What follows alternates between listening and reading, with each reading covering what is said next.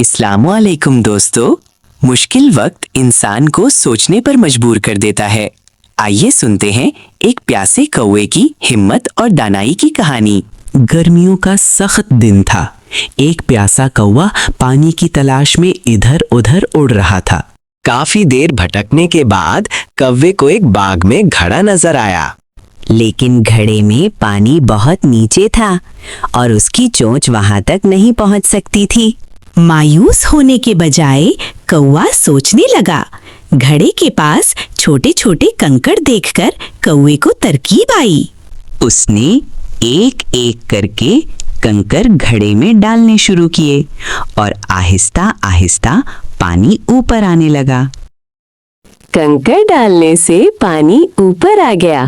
कौवे ने पानी पिया और खुशी खुशी उड़ गया। यूं कौवे ने साबित कर दिया कि हिम्मत और दानाई से हर मुश्किल हल की जा सकती है। सबक, अक्ल, सब्र और मेहनत कामयाबी की कुंजी हैं।